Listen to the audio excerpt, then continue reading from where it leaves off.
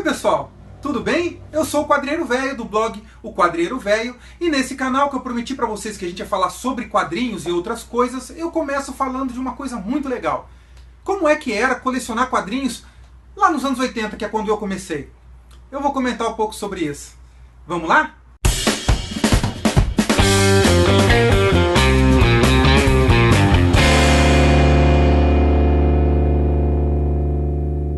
Muito bem.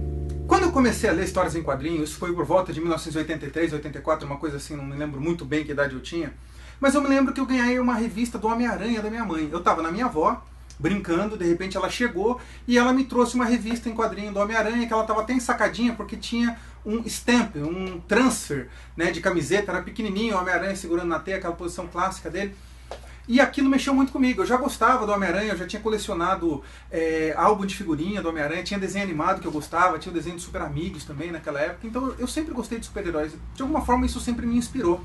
Né? Talvez seja por isso que eu hoje, até hoje, ainda seja fã o suficiente, né, de super-heróis para manter e aumentar, eventualmente, essa coleção.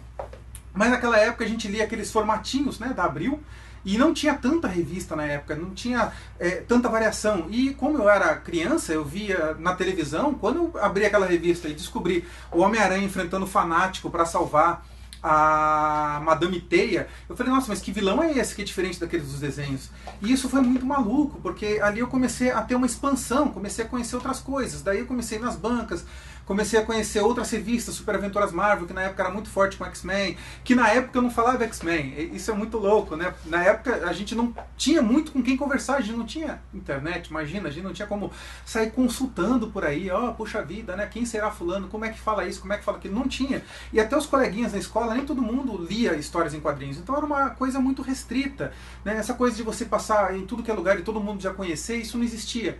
Né? Pra gente era muito no começo, então eu falava X-Men, né? Pra mim era os X-Men, né? Assim como Wolverine, né? Não tinha muito aquele negócio de você saber o nome correto das coisas. Tem muito nome que eu fui conhecer depois, lá com meus 15, 16 anos, né, já conversando com um monte de gente na escola técnica. Daí sim, comecei a conhecer mais pessoas que liam, mas enquanto criança a gente conhecia os desenhos animados. Mas começou aí. Né? Então você imagina que a gente tinha que ir na banca de jornal para comprar. Eu lembro que eu juntava troco, né? Meu pai me pedia para ir na padaria, eu juntava moedinha. Naquela época a gente comprava revista em quadrinho com troco de padaria. A gente juntava moedinha e conseguia comprar e dava pra gente acompanhar. Hoje em dia quadrinho virou uma coisa de luxo. Né? Eu lembro muito bem que eu dei a sorte de em 1900 e alguma coisa ali, 80 e alguma coisa, de ter acompanhado, ter podido ler grandes obras que hoje são cultuadas por várias pessoas, como por exemplo o Cavaleiro das Trevas, Crise nas Infinitas Terras, quer dizer, toda aquela reformulação eu pude acompanhar e isso foi muito, muito válido. E naquela época também a gente frequentava muita banca de usados, não tinha como a gente conseguir revista se não fosse dessa forma. Então eu lembro que aqui em São José dos Campos, que é a minha cidade, ali tinha uma banca, ainda tem, parece até hoje, faz tempo que eu não vou lá, no centro da cidade, que era no caminho da escola. Naquela época eu ia para a escola, gente, na boa. Naquele tempo, com 11 anos de idade, eu ia de circular sozinho para a escola. Não tinha essa coisa de mãe ficar levando e trazendo. Eu pegava ônibus circular aqui na avenida, eu acordava cedo, tomava meu leitinho com Nescau, legal, pegava a pé até o ponto de ônibus, descia numa praça lá e ia andando até a escola, 7 horas da manhã sozinho.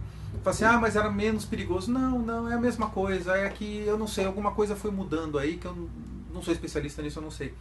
Mas eu saía da escola, eu passava nessa banca, e quando eu estava nessa banca eu viajava, eu pegava, eram tijolinhos assim, de várias revistas, e olhava uma por uma, escolhia e pegava aquele troquinho suado, aquele dinheirinho que você economizava da merenda da escola para poder comprar o gibizinho, para poder chegar em casa e ler e consumir e tal. Então era bem diferente, era uma época, eu não posso falar se era melhor ou se era pior, mas era uma época em que a gente tinha que penar um tanto mais, né? E hoje, assim, eu tenho uma coleção que não é lá muito grande, então tem na faixa de 3.000 revistas, 4.000 no máximo.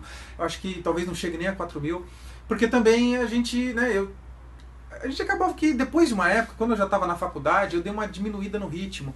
E também porque eu não sei vocês, mas eu que leio desde aquela época, é lógico que tem todo aquele período de nostalgia, toda aquela nostalgia, aquela coisa mágica, né, de você ler uma história em quadrinho, e com o passar do tempo isso foi mudando, né, então eu peguei ali o começo, que eu comecei a ler com os argumentos muito bons, né, eu peguei a Crise nas Infinitas Terras, eu peguei Secret Wars na época, eu não sei se vocês sabem, mas aqui no Brasil ele foi lançado mais ou menos na mesma época que nos Estados Unidos, ou seja, com uma defasagem, eles tiveram que adiantar a publicação em 4 anos, porque naquela época era assim, saía nos Estados Unidos, 4 anos depois chegava aqui no Brasil, era publicado oficialmente, então não era uma coisa assim de... que nem é hoje, que com 1 ano no máximo a gente já tem, e a gente não tinha como saber, a gente só sabia o lançamento quando chegava na porta da banca. Então a gente chegava na porta da banca, o que tem aí? Tá, tem a revista tal, tem a tal, legal, chegou isso, chegou aquilo. Era através de cartinha, a gente ia lá no correio, né? A gente pegava lá, comprava o selo, né? Na verdade, a gente não ia nem no correio. O relacionamento que a gente fazia era direto com o carteiro. Então, o máximo que a gente fazia era ir no centrinho comercial ali perto que tinha e colocar a carta no correio para mandar lá para a editora e torcer para essa carta ser respondida na seção de cartas da revista. Então a gente tinha essa aventura, era uma coisa muito diferente. Graças, né, à internet hoje a gente tem esse acesso muito fácil, muito rápido. A gente tem alguma dúvida, a gente escreve lá para a editora por e-mail, ou a gente entra num grupo do Facebook e conversa aquele monte de gente, tem diversas opiniões. Tem gente que gosta mais de DC, tem gente que gosta mais de Marvel. Esse barulho todo é uma coisa que eu não consigo entender, porque para mim... a gente só sai ganhando com as duas coisas, tá certo que hoje em dia a parte de argumento das histórias anda muito fraca, né? Os roteiros estão, na minha opinião, já desde o começo do ano 2000, os roteiros assim tem uma coisa ou outra que salva. Pode ser talvez que seja uma parte de sensação de nostalgia, de achar que naquela época tudo era bom, não, tinha umas porcarias naquela época, mas... a minha impressão é que hoje em dia tem muito mais reprise, muito mais remake, muito mais apelo comercial e de marketing do que tinha muito naquela época. Até houve uma mudança no marketing, né? Eu trabalho na área de marketing, então disso eu conheço um pouco. Naquela época as coisas eram feitas e eles faziam de tudo para que aquilo que era feito, que era uma arte bem feita e produzida, tudo aquilo fosse bom o suficiente para que as pessoas comprassem. Hoje em dia não, eles já pegam assim, o que a gente já sabe que vende, o que as pessoas querem, gostam mais, o que vende mais. Ah, é isso? Tá, pode ser que não seja uma coisa muito legal, muito bem feita, podia ter coisa muito melhor, mas como que as pessoas entendem e consomem? Não é isso, vamos entregar para eles aquilo que eles entendem e consomem.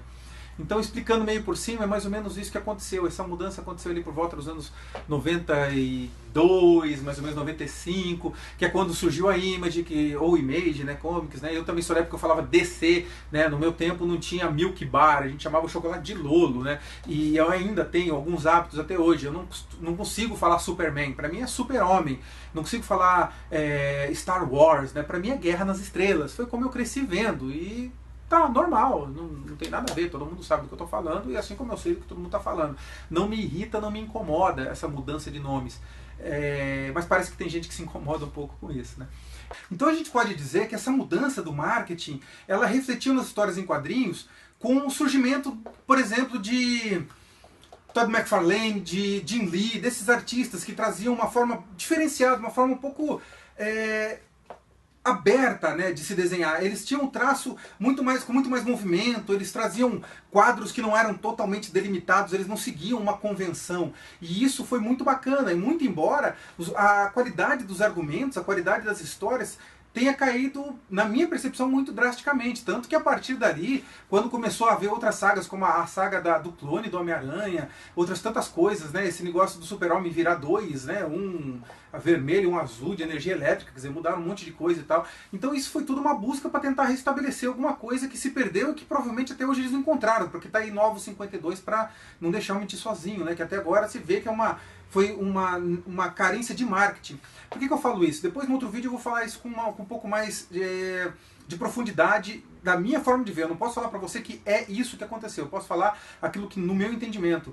Mas quando eles fizeram reestruturações, como na época lá da DC, do Crise nas Infinitas Terras e outras que eles fizeram em seguida, eles tentaram consertar o contínuo do tempo da coisa, né? Eles deram uma atualizada em algumas coisas, que isso foi importante, Mas eles adequaram a arte ao público e ao tempo. Eles não fizeram uma jogada de marketing de tentar atingir um público maior. É um pouco diferente. Esses Novos 52 soa falso justamente por causa disso. Então, assim, eu não estou falando que tudo que foi feito nos Novos 52 é ruim. Não, nem tudo. Tem uma história ou outra ali que eu imagino que seja boa. Eu falo imagino porque eu li muito pouco de Novos 52. Eu cheguei a assinar aí uma época as revistas, eu até ganhei da minha esposa de presente a assinatura das revistas da DC por um tempo, e isso foi logo na fase pré-952, foi quando o Batman tinha dado aquela sumida, né? Tinha levado aquele raio do Darkseid e tal, tinha voltado no tempo, eu li o retorno dele, que aliás é uma história muito boa, que só estragaram, na minha opinião, no final, quando inventaram aquela tal de Corporação Batman, que eu achei realmente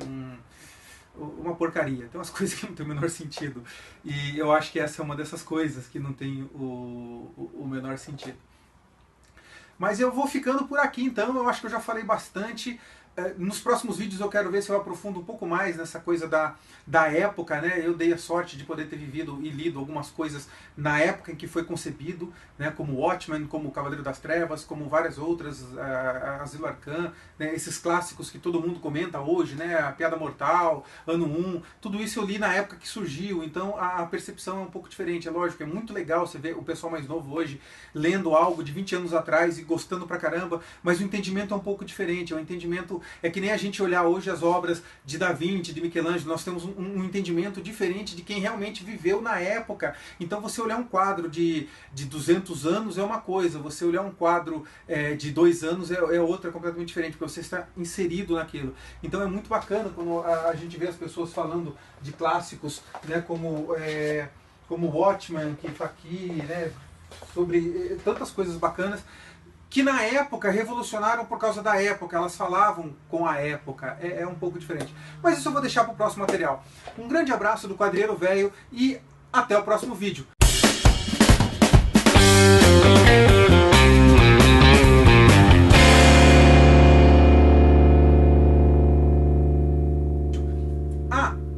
Lembrando, só um retorninho.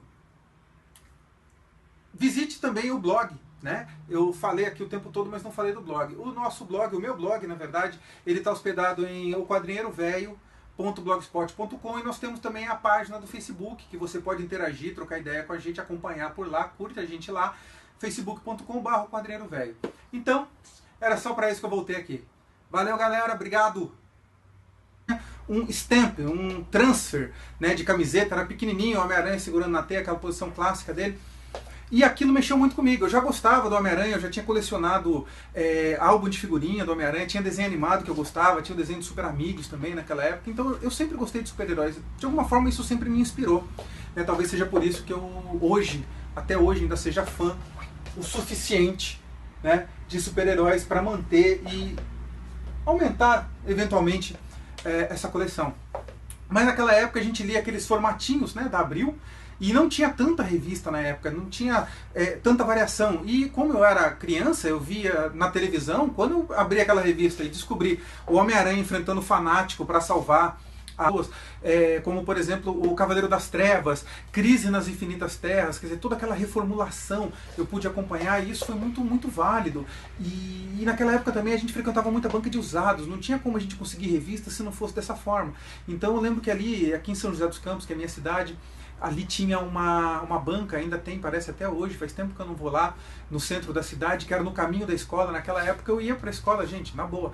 Naquele tempo, com 11 anos de idade, eu ia de circular sozinho para a escola. Não tinha essa coisa de mãe ficar levando e trazendo. Eu pegava ônibus circular aqui na avenida, eu acordava cedo, tomava meu leitinho com Nescau, legal, pegava a pé até o ponto de ônibus, descia numa praça lá e ia andando até a escola, 7 horas da manhã sozinho. Eu falei assim, mas era menos perigoso. Oi, pessoal! Tudo bem? Eu sou o Quadrinheiro Velho, do blog O Quadrinheiro Velho, e nesse canal que eu prometi pra vocês que a gente ia falar sobre quadrinhos e outras coisas, eu começo falando de uma coisa muito legal. Como é que era colecionar quadrinhos lá nos anos 80, que é quando eu comecei? Eu vou comentar um pouco sobre isso. Vamos lá?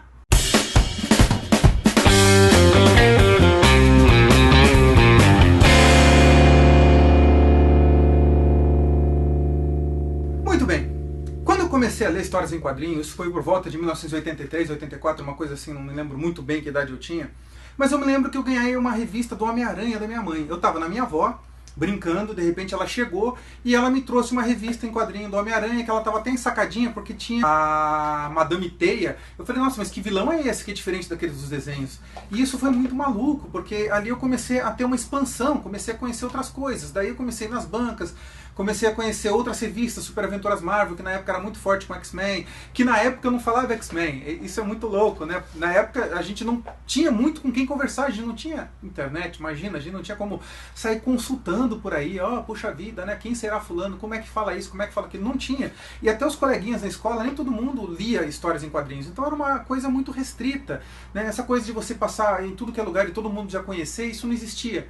Né? Pra gente era muito no começo, então eu falava X-Men, né? Pra mim era os X-Men, né? Assim como Wolverine, né? Não tinha muito aquele negócio de você saber o nome correto das coisas. Tem muito nome que eu fui conhecer depois, lá com meus 15, 16 anos, né, já conversando com um monte de gente na escola técnica. Daí sim, comecei a conhecer mais pessoas que liam, mas enquanto criança a gente conhecia os desenhos animados. Mas começou aí. Né? Então você imagina que a gente tinha que ir na banca de jornal para comprar. Eu lembro que eu juntava troco, né? Meu pai me pedia para ir na padaria, eu juntava moedinha. Naquela época a gente comprava revista em quadrinho com troco de padaria. A gente juntava moedinha e conseguia comprar e dava pra gente acompanhar. Hoje em dia quadrinho virou uma coisa de luxo. Né? Eu lembro muito bem que eu dei a sorte de, em 1900 e alguma coisa ali, 80 e alguma coisa, de ter acompanhado, ter podido ler grandes obras que hoje são cultuadas por várias pessoas.